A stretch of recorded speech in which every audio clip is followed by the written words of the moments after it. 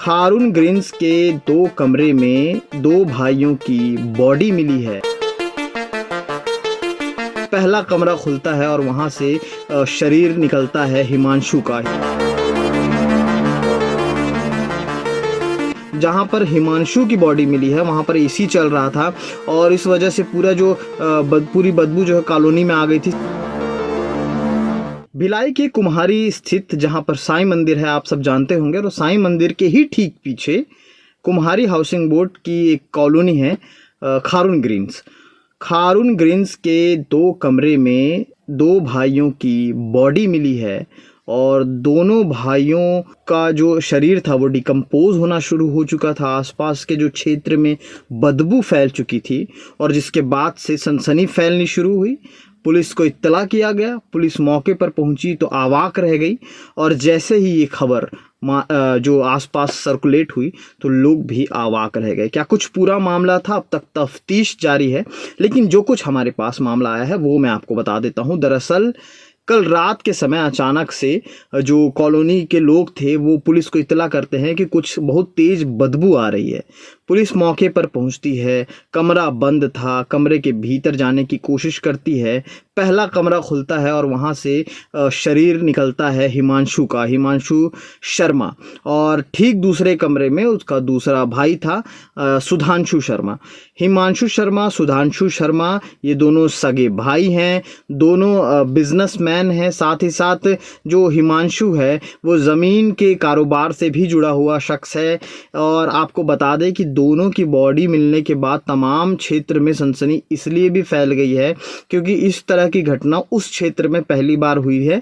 और दूसरी चीज़ की तहकीकात लगातार की जा रही है कि ये कोई ये स्वयं इन्होंने ये कदम उठाया है या किसी की वजह से ये सारी चीज़ें हुई हैं, किसी ने जानबूझकर इस घटना को अंजाम दिया है।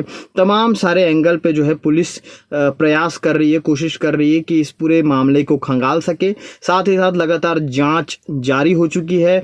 ये बताया जा रहा है कि 5 साल पहले सिरसा कला में जो हिमांशु और सुधांशु का परिवार है, हिमांशु और सुधांशु दोनों की शादी नहीं हुई है। इनके माता पिता के साथ ये लोग 5 साल पहले सिरसा कला में रहते थे, वहाँ पर इनकी एक किराने की दुकान भी थी।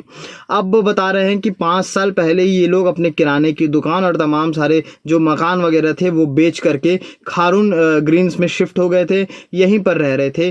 कुछ ही समय पहले की बात है कि माता पिता का निधन हुआ था और अब दोनों भाइयों को ऐसा क्या हुआ कि ये कदम उठाना पड़ा, यूं कहूं, या फिर इनके साथ ऐसा क्या हुआ है और किसने इस चीज़ को अंजाम दिया है, अब तक ये संदेह का विषय है। इस पर कुछ भी क्लियरली नहीं बोला जा सकता, लेकिन जो कुछ खबरें आई हैं, बिल्कुल जिस तरह से लोग बता रहे हैं, हमारे सहयोगी सचिन भाऊ वहाँ पर पहुँचे हुए थे, वो बता रहे हैं कि बॉडी जो है डिकम्पोज होनी शुरू हो गई है और धीरे धीरे जो बदबू आ रही है। पहले तो कॉलोनी में जहाँ पर हिमांशु की बॉडी मिली है वहाँ पर एसी चल रहा था और इस वजह से पूरा जो पूरी बदबू जो है कॉलोनी में आ गई थी। साथ ही साथ जब उन्हें सबसे पहले तो लाल बहादुर शास्त्री मरचुरी लाया गया है, वहाँ पर फिलहाल अब तक खबर बनने तक रखा गया है और ये कहा जा रहा है कि बॉडी बिल्कुल इतनी गंभीर रूप से डिकम्पोज हो रही है कि उसे यहाँ पर मर्चुरी में, लाल बहादुर शास्त्री अस्पताल के मर्चुरी में पोस्टमार्टम करना उचित नहीं है, इसलिए उसे राजनांदगांव मेडिकल कॉलेज भेजा जा रहा है, जहाँ पर तमाम ऐसे क्रिटिकल बॉडीज भेजे जाते हैं जिनको लेकर के यहाँ पर हाथ खड़े कर दिए जाते हैं। तो फिलहाल दोनों की बॉडी नांदगांव भेजी जाएगी। फिलहाल जो परिजन हैं, जो आसपास के जो उनके जानने वाले हैं, उनके परिजनों के साथ ये सारी पोस्टमार्टम उनके मद्देनज़र की जा रही है और पोस्टमार्टम के बाद क्या कुछ रिपोर्ट आती है, क्योंकि अब तक संदेह की सुई इन तमाम विषयों पर लटकी हुई है कि आखिर क्या कारण था कि हिमांशु और सुधांशु के साथ ये सारी चीज़ें हुई हैं।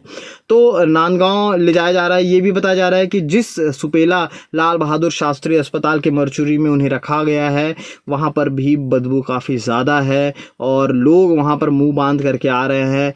परिजन वहाँ पर आने वाले हैं। ये भी बताया जा रहा है कि जो परिजन हैं वो थाने पहुँचे हुए हैं और थाने जा कर के उनसे हमारे सहयोगी बातचीत करने की कोशिश करेंगे, जानेंगे कि आगे की अपडेट के लिए क्या कुछ निकल के आता है, क्या कारण है, पुलिस कितने सारे एंगल पे इस पे जांच करेगी, इन एंगल पे जांच करने के बाद क्या कुछ परिणाम होगा वो भी लगातार मैं आपको केपी न्यूज़ के माध्यम से दिखाता रहूँगा।